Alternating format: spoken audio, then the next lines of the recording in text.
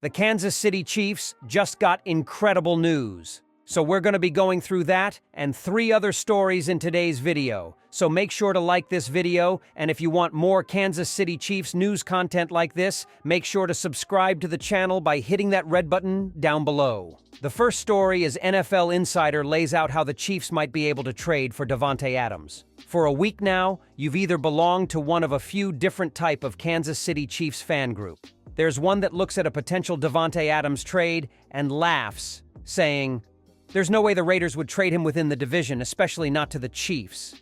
There's another group that might be more laid back and say something like, "It sure would be cool to have Davante on the Chiefs, but that's probably not going to happen." And then, there's always the blind optimist who might say, "The Chiefs need to go trade for Davante Adams now." Regardless of what group you belong to, one thing we can all agree on is that this Adams trade saga is already getting a bit tiresome. There are countless rumors, whispers, and updates each day in regards to what the Las Vegas Raiders are going to do with their star wide receiver. Yet, on the morning of another brand new day in all of this, one NFL insider seemed to breathe new life into a possible Chiefs-Adams deal. One of the first topics covered on the latest episode of the Scoop City podcast was, indeed, the Adams ordeal.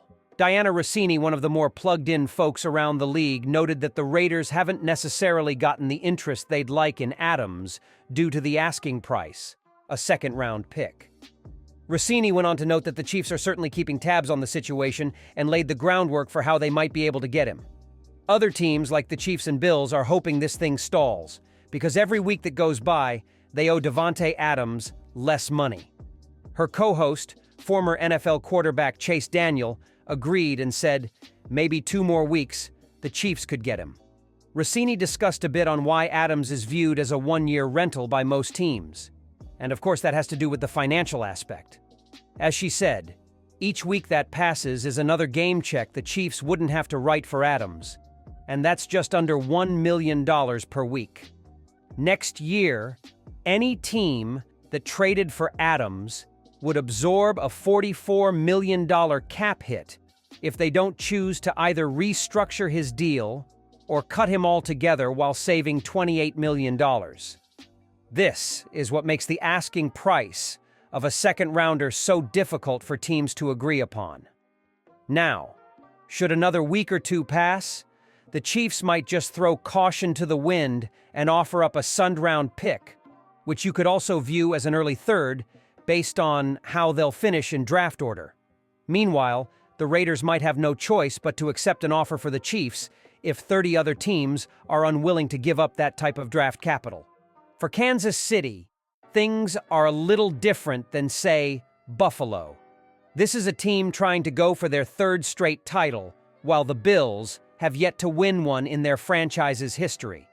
Kansas City could afford to take a gamble like this. Giving up draft capital is well worth it if that means another Super Bowl victory.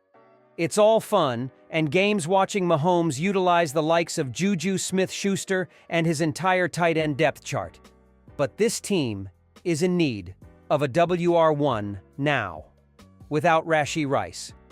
As it is every year, it's Super Bowl or bust for the Chiefs, and Adams would all but cement that historical three-peat. The second story is, Chiefs trade for Davante Adams only needs one thing to become a reality. Signs have pointed toward the New York Jets eventually winning the Davante Adams sweepstakes, but that isn't stopping other teams from trying. The 2-time defending Super Bowl champion Kansas City Chiefs are reportedly monitoring the situation, per The Athletic's Diana Rossini.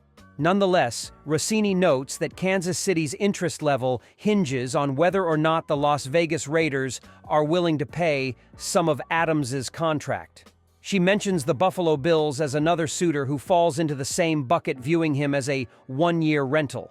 By the sound of it, the Chiefs and the Bills consider Adams more of a luxury addition than a necessity.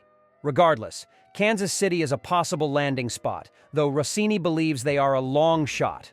On the surface, Adams going to Kansas City makes sense. The Chiefs recently placed their top wideout, Rashee Rice, on injured reserve because of a knee injury that could potentially be season-ending. However, the Raiders accepting to pay some of the former's salary to help a divisional rival feels far-fetched at best, barring a Godfather offer. While the severity of Rice's injury remains unclear as of this writing, he'll miss at least the next 4 games for the Chiefs. The 24-year-old standout is getting his knee scoped once the swelling in his knee subsides. Amid the uncertainty, there's fear of ACL and PCL damage, according to Sports Illustrated's Albert Breer.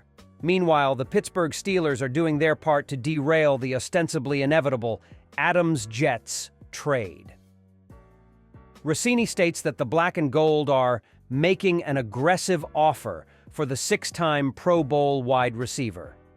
Pittsburgh's pursuit of San Francisco 49ers pass catcher Brandon Aiyuk was well documented. After missing out on him, the Steelers may not want to let the opportunity to acquire Adams pass them by.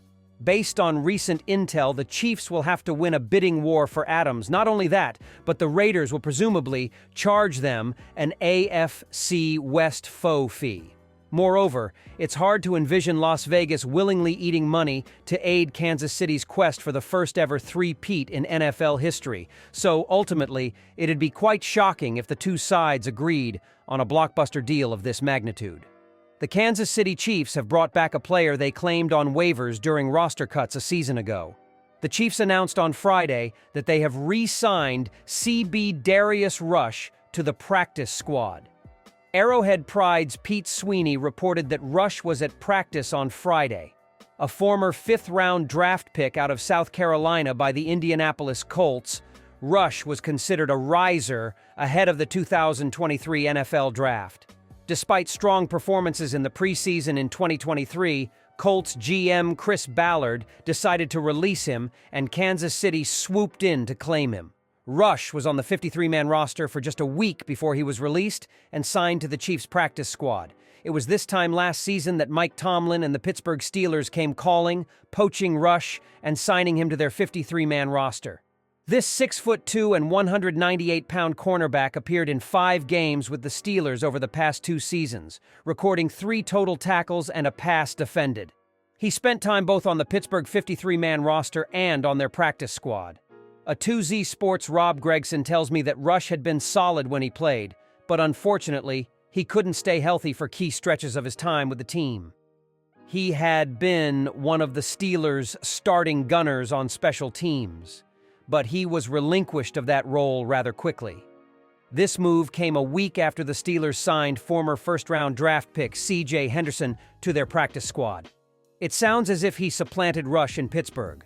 While the Chiefs' cornerback room has performed admirably this season, they certainly need depth at the position with Trent McDuffie, Jalen Watson, Josh Williams, and Nazeeh Johnson as the only cornerbacks on the 53-man roster. The third story is Kansas City Chiefs predicted to trade for $100 million wide receiver before deadline. The Kansas City Chiefs head into Week 5 undefeated.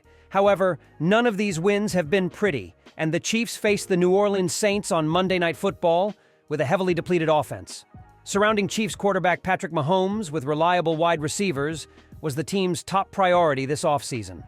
While they landed Marquise Hollywood Brown in free agency, he hit injured reserve before the season started. After Rashee Rice, the team's #1 wide receiver, went down in Week 4, Kansas City's offense is officially in trouble. If the Chiefs are serious about a historic Super Bowl three-peat, they need to make a move to add a legit weapon. While Davante Adams trade rumors swirl, numerous insiders noted that the chances of Las Vegas dealing the superstar wide receiver to a team within their division, particularly the Chiefs, are close to zero. However, there's another huge name circulating on the trade market, one that makes perfect sense for the Chiefs. The Athletic's Diana Rossini named Cleveland Browns veteran Amari Cooper as the top name she's keeping an eye on for the Chiefs. Rossini wrote on October 5th, "In the past 2 seasons, Kansas City has acquired wide receivers at the deadline, Kadarius Toney in 2022 and Mecole Hardman in 2023.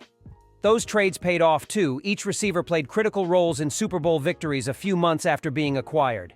The question now, will the Chiefs roll the dice again as they chase a three-peat? While Rossini also named Tennessee Titans' DeAndre Hopkins and Jacksonville Jaguars' Christian Kirk as options among others, she listed Cooper's name first. The five-time Pro Bowler, who registered 72 receptions for 1,250 yards and 5 touchdowns last year, is in the midst of the worst statistical season of his career. Cooper and Browns quarterback Deshaun Watson can't seem to get on the same page as they enter Week 5 with a 3-1 record. Cooper, at age 30, has never won a Super Bowl. Therefore, joining the Chiefs is likely a very attractive option for the Alabama alum. Financially speaking, Cooper would make a seamless fit for the Chiefs.